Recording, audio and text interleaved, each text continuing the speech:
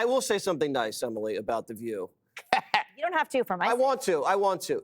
They have great Christmas decor. Yeah, that's overwhelming. Christmas loves The View. You do too, I feel like. I mean, I feel like they outdid us with their decorations. Look at that. No, we You know have why, an though? entire caribou in here. We have a whole elf Where's the over there. caribou? But I think Literally most of that's like a Nexio. It's not real. Oh, that's fake? I think so. the only- Right? the only I thing have to look fake at it on The more View. Go closely. the reindeer. It's the only place See it, where everyone? Santa feels We skinny. have more real Christmas trees than anybody. I think will say. you I'm talked sitting over here Greg for- again when he was funny. Greg, say it again. No, you only get one view, Oh, it Joe. was so good. Emily. All right, I feel like he pushed into the spotlight the contradiction that the Democrat Party has among many, which is that they have this base that wants everything about cultural validation, but by the same mouth, and when they go to the ballot box, then they are all about only affordability. The fallacy among many was when Whoopi Goldberg talked about how this administration, or in the election, we ignored Black people and people of color and the poor.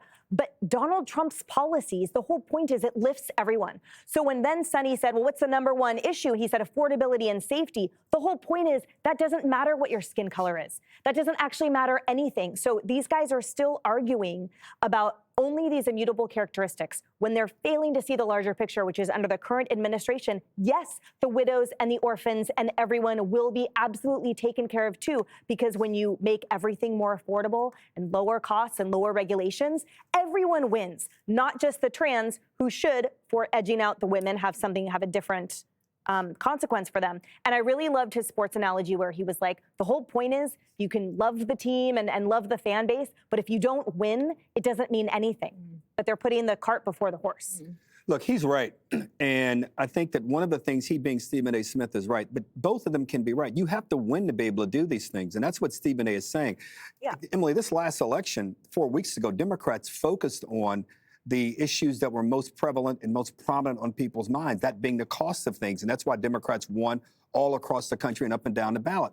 The number one issue for the American workers, what's going to happen over the next 12 to 36 months with the advent of AI? It's certainly going to produce efficiencies, but it's going to dislocate workers. Where's our plan on that? Why aren't we talking about easing permitting rules, easing regulations to build houses? That's the number one problem facing young people in the country as they think about their future. We've talked about crime. President Trump has signed executive orders. We've talked around this table, and my friend Greg Gutfeld's agreed. We need a federal crime bill. Why not do that?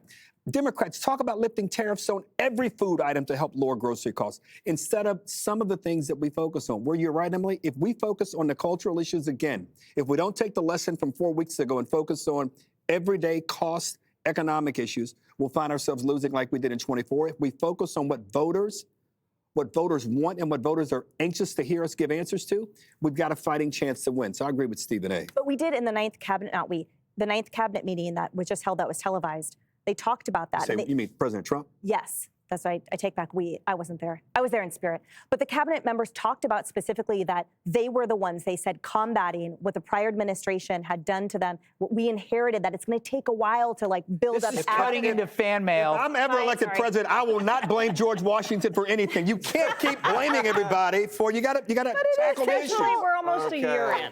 Like how Doggone long? George Washington. Guys, but don't forget, The View doesn't have an all-American Christmas tree. That's right. There it is. The fastest Nailed is up it. next. Click here to subscribe to the Fox News YouTube page to catch our hottest interviews and most compelling analysis. You won't get it anywhere else.